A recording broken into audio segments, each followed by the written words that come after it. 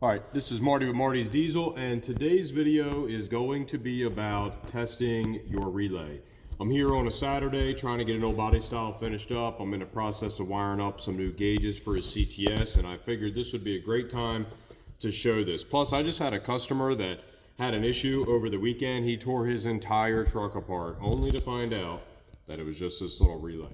And not only am I going to tell you how to test this, I'm also going to tell you what to do in the event that you're in a pinch. So usually when I'm testing any kind of electrical setup, I'm going to be either using a test light like this that lights up or a multimeter. I'm going to start off by using a test light. So go ahead and put the clamp of your test light on the ground, and then with the positive probe, I want you to touch the positive side of the battery. Make sure that that lights up before you do anything else, because if you don't make sure that your gauge or your tool is working right or calibrated before you use it, it's going to mess up your results. So right now the key is off on this truck, and the only place that should have power should be this one all the way in the back right here that you see that I'm on, okay? That right there is constant power from the battery, okay? If you have followed the instructions, you should have a copper colored post here. You should have a silver colored post here. But since I knew there was already power at the relay, I knew that both of these would have power. So this video is not about the circuit breaker. It's about testing the relay. So if you were to test any of these other spots, okay, none of the other spots on this relay have power right now. It's just the big fat wire that's in the back. Now, let me go turn the key on. I'll be right back.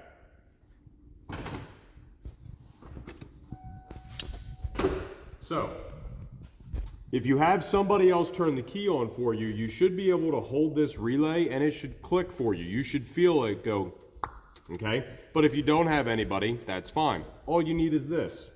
So, what I'm gonna do is make sure I'm still over here on the ground, make sure my test light's still working. The small red wire, which is position 85, should now have power. If the relay is bad, this 87 pin would not have power, but in this case, the relay's not bad. If you have a ground, so here's what we're gonna do. We're going to take this clamp and we're gonna actually put it on the positive battery terminal. Now this customer has got a little bit of a battery charger thing on there, so I'm gonna take that out of the way first. Okay, and then once I do that, I'm gonna take and test it yet again. So see how we're testing the tool again? This right now is going to check for ground on the relay. So I made sure the fat 30 wire in the back, which is a 10 gauge wire, has power. I made sure that when I turned the key on, my 85 signal wire had power.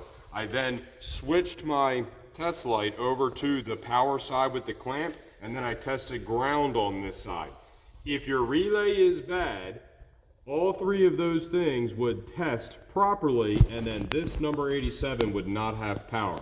In this case, the relay's good, so the relay is transferring power to number 87. Let me show you another way to do this, okay, without a test light. Say you have a multimeter. I kind of like a test light and a multimeter simultaneously, because what you can do is you can put a little tiny bit of a load on that wire. If that wire carries voltage, that doesn't necessarily mean that it can carry a load, like it can't carry amperage. So that's one of the reasons why I like to use a test light. Plus it's really fast. So what I'm going to do is I'm going to take just a cheap little $50 multimeter, and I'm going to put it on voltage for DC. We're going to do the exact same thing. We're going to take this negative post here, lead, and we're going to just put this on the positive side. And we have 11.5 volts. So we have adequate voltage right now at the battery, and I verified that this guy is working. And what I'm going to do now is I'm going to try to hold this while also testing this. Remember, the key is already on. Can you see this number right here, bud? Okay. So, on this right-hand side, we should see battery voltage. That's the trigger wire. We have 11.5 volts. I'm going to test the big thick one all the way in the back. And we have 11.49 volts, 11.45 volts. So I just tested the big one in the back. You see this big one right here? That's your 30 that comes from the battery. Well, technically it comes from the fuse panel. Then your trigger wire has got voltage. Now I've got a little trick up my sleeve for testing for the ground.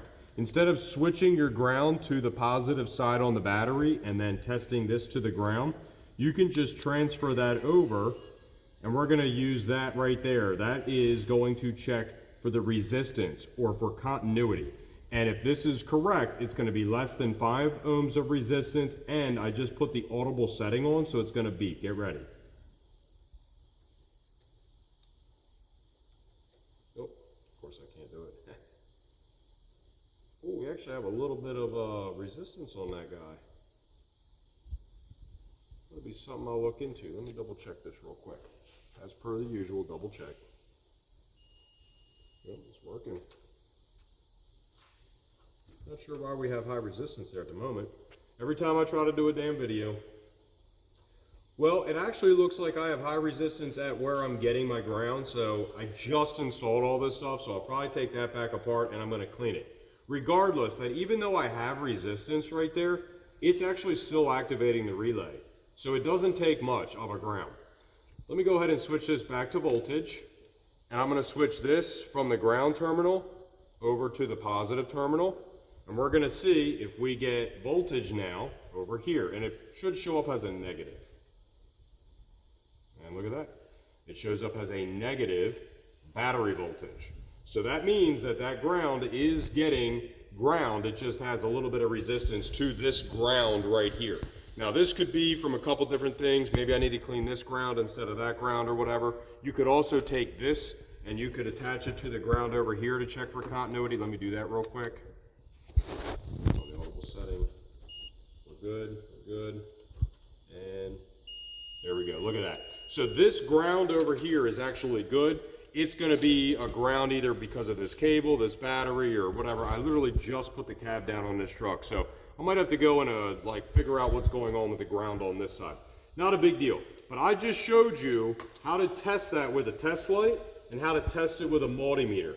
And if this relay was bad, when you tested for 12 volts at pin number 87, it would not show voltage, or it would show weak voltage, okay?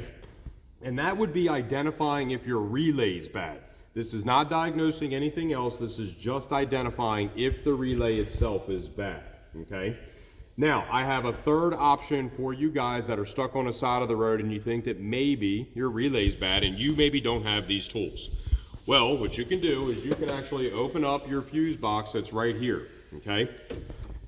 1, 2, 3. Your third relay back is going to be for your horn, and then your fourth relay back is going to actually be for your trailer tow lamps. So if you're not towing anything, you can actually take this relay out and you can plug it all in the same way this is. And if you need to know how to do that, it's right on my website. We have a diagram, multiple wiring places that tell you what goes where. It's not a big deal. So this one right here is for your trailer tow, and this one right here is for your horn. So basically all you would do is you would remove this relay. Of course, it's going to be a pain in the butt to do because I'm trying to do it while I'm videoing. Yeah, pause that for 1 second. All right, so back to this. I got this out a little bit and I actually put it right back in just so I can show you. This third one right here is for the horn. So watch this. You can hear that the horn works right now. In a dire situation, if you need to, this is a 5-pin relay. You don't need the middle one. You only need the sides and the front and the back, okay? And there's going to be numbers on there. You got 85, that's your trigger. You've got 86, this is going to be your ground. And then you've got 87, that's the one that's going to go to your fuel pump. And then you've got 30, and that's the one that's going to go all the way back to your fuel, not your fuel pump, your fuse box. I'm sorry. Oh, my light's about to die. So anyway, I'm going to go and I'm going to beep the horn real quick.